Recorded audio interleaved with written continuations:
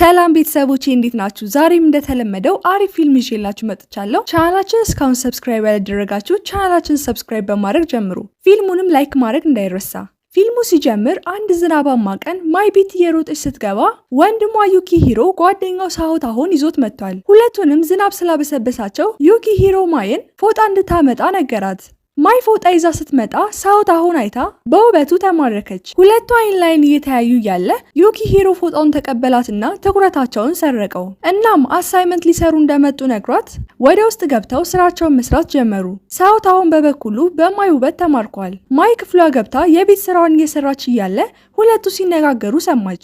በሚገርም ሁኔታ ሳሆታሆ ማይ በጣም ቆንጆ እንደሆነችና እሷን ካየ በኋላ እንዳፈረ ለወንድሟ ይነግረዋል። ሁኔታው ዩኪሂሮንም ማይንም ያስደነግጣል። ማይ ለመጀመሪያ ጊዜ በወንድ ስለተደነቀች አፍራለች። ከዛ ብዙም ሳይቆይ ማይ አስቤዛ ስላለቀባት ወደ ሱቅ ልትሄድ ስትል ጫማቸው በዝናብ እንደረጠበ ስትመለከት እርጥበቱ እንዲያደርቀው ጋዜጣዎችን በጫማ ውስጥ ተቀጠቀችበት። ከጥቂት ሰዓታት በኋላ ሳሆታሆ ወጥቶ ጫማው እንደተመለከተ በደግነቷ በጣም ተገረመ። አንድ ቀን ትምህርት ቤት ውስጥ ከማይ ጓደኞች አንዷ የወንድ ጓደኛ እንደያዘች ስትነግራቸው እንዴት እንደያዘች ጠየቋት። እሷም ልጁ ቆንጆ ነሽ፣ ውብ ነሽ እያላት እንደነበር ትነግራቸዋለች። ይህን ስትሰማ ማይ ሳሆታሆም ቆንጆ እንዳላት ታስታውስና የወዳት እንደሆነ ታስባለች። ያን ቀን ከትምህርት ቤት ስትመለስ ማይ ሳሆታሆን ከበር ውጪ ታገኘዋለች። እናም ሁለቱም ወዲያውኑ እርስ በርሳቸው አይን ለአይን ተያይተው ይጨነቃሉ። ሳሆታሆ የማይን ስም ማወቅ ፈልጓል፣ ነገር ግን ለመጠየቅ አልደፈረም። እናም የመታጠቢያ ክፍል ወዴት እንደሆነ ጠየቃት። ማይ እየተንተባተበች ነገረችው። ይህ በእንዲህ እንዳለ ዩኪሂሮ ሳሆታሆ እህቱን በመውደዱ አልተከፋም። ይልቁንም እሷ እንዲያናግራት ያበረታታዋል። ሳሆታሆ ስሟን እንኳን መጠየቅ እንዳልቻለ ሲያውቅ ይናደድበታል። ይህ በእንዲህ እንዳለ ማይ ንግግራቸውን ሰምታ ሆዷን የመቁረጥ ስሜት ይሰማታል። አንድ ቀን በመካከላቸው ያለውን ውጥረት ለመስበር ኬክ ገዝቶላት ሄደ። ሊሰጣት ሲል እጅ ለእጅ ሲነካኩ ሁለቱም ደንግጠው ኬኩን መሬት ላይ ለቀቁት። በድጋሚ ሊያነሱት ሲሉ እጅ ለእጅ ተነካኩ። ማይ ደንግጣ ኬኩን ይዛ ወደ ውስጥ ገባች። አንድ ቀን ከትምህርት ቤት ወደ ቤት ስትመለስ አደናቀፋትና ወደቀች። ልትነሳ ስትልም አንድ እግር ጫማዋን አጣችው። በሳይክል እየሄዱ የነበሩ ወንዶች ሳቁባት። ማይም አፈረች። ሳሆታሆ ወዲያው መጥቶ እንድትነሳ ረዳትና ጫማውን ፈልጎ አገኘው። በዚህ ቅጽበት ማይ ለሳሆታሆ የሚሰማት ስሜት እውነተኛ ፍቅር እንደሆነ አወቀች። እናም ስለረዳት አመሰገነችው። በቀጣዩ ትዕይንት ማይ ከሱፐርማርኬት እንደወጣች የክፍሏ ተማሪ የሆነ አንድ ልጅ ኖት ይጠይቃትና አቅፏት ይሄዳል። ሳሆታሆም በአቅራቢያ ሆኖ ማይን ከአንድ ወንድ ጋር ያያታል።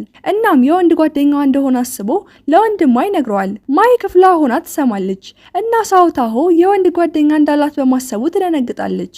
ልጁ ግን የክፍል ጓደኛዋ ብቻ ነበር። ማይ ሁኔታውን ግልጽ ለማድረግ ፈለገች፣ ነገር ግን ድፍረት አጣች።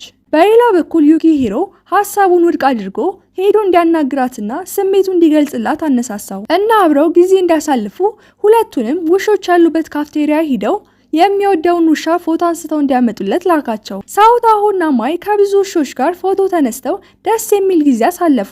ወደ ቤት ሲመለሱ ሳሆታሆ የወንድ ጓደኛ እንዳላት ቢያስብም በመጨረሻ በድፍረት እንደሚያፈቅራት ነገራት። ማይ ፍቅረኛ እንደሌላትና እሷም እንደምታፈቅረው ነገረችው። ምንም እንኳን ሁለቱም እርስ በርሳቸው ስሜታቸውን ቢናገሩም በጣም አይናፋር ናቸው። አንድ ቀን ሳሆታሆ ዩኪሂሮን ስሜታችን አንድ ቢሆንም ስሟን እንኳን በትክክል አላውቀውም ሲለው ዩኪሂሮ ግራ ተጋባ።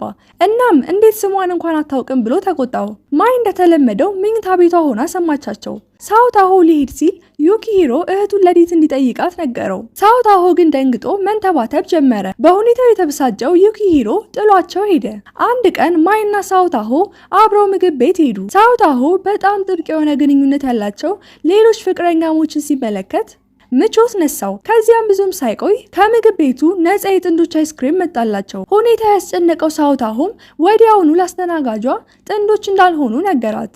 ማይ ስሜቷ ተጎድቶ ወዲያውኑ እያለቀሰች ከምግብ ቤቱ ወጥታ ሄደች።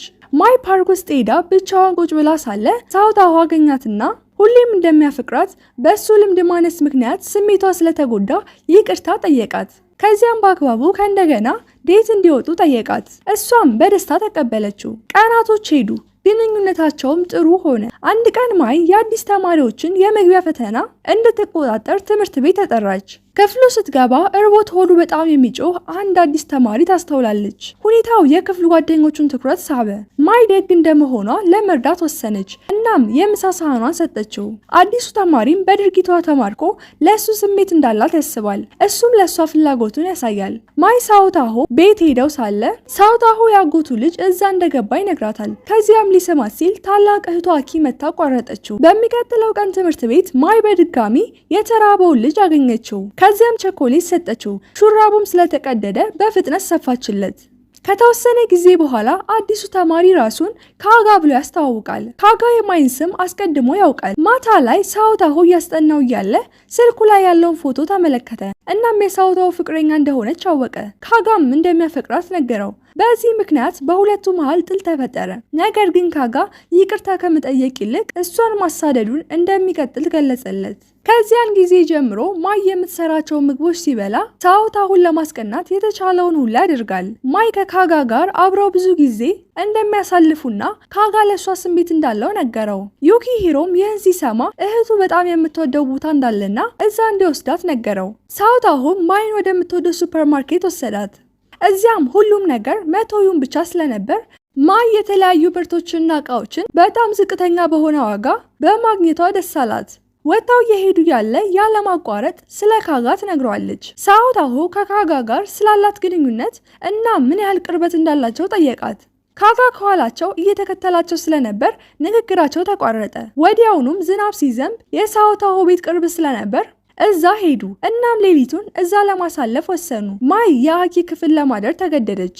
ምንም እንኳን ክፍሉ በጣም የተዝረከረከ ቢሆንም ማይ በፍጥነት አጸዳችው። አኪም ውሾች በሚገኙበት ካፍቴሪያ በትርፍ ጊዜዋ እንደምትሰራና እዛ የሚሰራውን ስራ አስኪያጅም እንደምትወደው ትነግራታለች።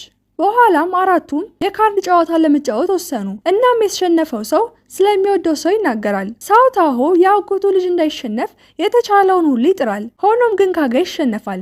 እናም የማይን ስም ሊጠራ ሲል ሳውታሆ አኪ ከዚህ በፊት ስህተት እንደሰራች በመጠቆም እሷ ተሸናፊ እንድትሆን አደረገ። ከተወሰኑ ደቂቃዎች በኋላ እራት ላይ የቀረበው ምግብ ሳውታሆ ደስ አላለውም። ማይንም እንዳትበላ ከለከላት። ካጋ ግን በላው። ነገር ግን ወዲያውኑ ሆዱን አሞት ሶፋው ላይ ሄዶ ጋደም አለ። ከጥቂት ጊዜ በኋላ ማይ ልታየው መጣች። እንዳልተሻለውም ስትረዳ ሳውታሆን መድኃኒት አምጣልኝ አለችው። ካጋ ሁኔታውን ተጠቅሞ ሊቀርባት ሲሞክር ሳውታሆ ደርሶ ይዟት ሄደ። ከዚያም ብዙም ሳይቆይ በመብረቁ ምክንያት መብራቱ ተቋረጠ። ሳውታሆ ቆጣሪውን ለማስተካከል ሄደ። ይህ በእንዲህ እንዳለ በጨለማው ምክንያት ማይ ሳውታሆ መስሏት ካጋን አቅፋ እንደምትወደው ትነግረዋለች። ካጋ ደንግጦ ትጎዳለች ብሎ በማሰብ ወደ ኋላ ገፈተራት። አሁንም ግን ማይ ሳውታሆ እንደሆነ ነው ያሰበችው። ቀናቶች አለፉ። ነገር ግን ማይና ሳውታሆ አልተነጋገሩም። ሳውታሆ እያናገራት ያልሆነው ዋናው ምክንያት ስለቀና ነበር። ሆኖም እሷን ላለማበሳጨት በማሰብ አልነገራትም። አንድ ቀን ማይ ሳውታሆን ከሴት የክፍል ጓደኞቹ ጋር ስታየው ሌላ ሴት እንደወደደ አሰበች። ነገር ግን ሳውታሆ ስለ ሴት ጓደኛው ማይና እሷን ለማግባት ስላለው ቅድ እያወራ ነበር። በሚቀጥለው ትዕይንት ካጋ ያጎቱ ክፍል ውስጥ ነው። ሳውታሆም ታሞ አልጋ ላይ ሆኖ ትንሽ ካስጠናው በኋላ ጋደም አለ እና ማይ እንዳትጨነቅ በማሰብ አልነገራትም። ካጋም ፍቅረኛሽ ደህና ነው ብሎ ቴክስት አደረገላት። ማይ ሳውታሆ ከሌሎች ሴቶች ጋር ጊዜውን እያሳለፈ ነው ብላ በማሰብ ማልቀስ ጀመረች። ወንድሟም ሰምቶ መኝታ ቤቷ ሲሄድ አልጋ ላይ ሆና እያለቀሰች አገኛት። ከዚያም ሳውታሆ ታሞ ነው እንጂ ትቶሽ አይደለም አላት። እናም ቤቱ እንድትሄድ አደረገ። ማይ ቤቱ እንደደረሰች ስትመለከተው በጣም ታሟል። አይኑን እንኳን መግለጥ አልቻለም። ማይ ሌሊቱን በሙሉ እየተንከባከበችው ቁጭ ብላ አደረች። ጠዋት ቁርስ ሰራችለት። ከዚያም ብዙም ሳይቆይ ካጋ መጣ። እናም ለአጎቱ እንክብካቤ ስታደርግለት አየ። ወደ ቤት ሲሄዱ ቅናት ተሰምቶት በተንኮል ሳውታሆ እንደተለወጠና ለሰው ግድ እንደሌለው ነገራት። ንግግሩ ማይን ስሜታዊ አድርጓት ልቧ ተሰብሮ ሄደች። በዚህ ምክንያት ካጋ ያደረገው ነገር ስህተት እንደሆነ ተገነዘበ። ቀናቶች አለፉ። ነገር ግን አሁንም አልተገናኙም። ማይ ልደውል አልደውል እያለች ልቧ ተጨንቋል። ወደ ቤቷ ልትሄድ ስትል ካጋ እየሮጣ አስቆማትና ሳውታሆ የትምህርት ቤታቸው የውጭ በር ላይ እንደሆነ ከነገራት በኋላ ከልብሽ የምታፈቅሪ ከሆነ በቀላሉ እጅ መስጠት የለብሽም አላት። ማይ ንግግሩ እንደሰማች እየሮጠች ሄደችና አፈቅርሃለሁ፣ ስላደረክልኝ ነገር በሙሉ አመሰግናለሁ ካለችው በኋላ እየሮጠች ስትሄድ ሳውታሆ አስቆማትና ይቅርታ ጠየቃት። ከዚያም ተቃቀፉ። ከጥቂት ጊዜያት በኋላ ሳውታሆ የማይ ቤት ሂዶ ለመጀመሪያ ጊዜ መኝታ ቤቷ ገባ። እናም ሻይ ጠጡ። ምንም እንኳን ለወራቶች ቢተዋወቁም ሁለቱም አይናፋር ስለሆኑ ምን ማውራት እንዳለባቸው አያውቁም። ሆኖም ዩኪሂሮ ቤቱን ለቆ እንደወጣ ሳኦታሆና ማይ ተሳሳሙ። ፊልሙ እዚህ ላይ አለቀ። ፊልሙ የተመቻችሁ ቻናላችን ሰብስክራይብ፣ ቪዲዮ ላይክ እንዲሁም ደግሞ ለሌሎች እንዲደርስ ሼር ማድረጋችሁን አትርሱ። ሀሳብና አስተያየት ካላችሁ ደግሞ ኮሜንት ላይ አስቀምጡልኝ።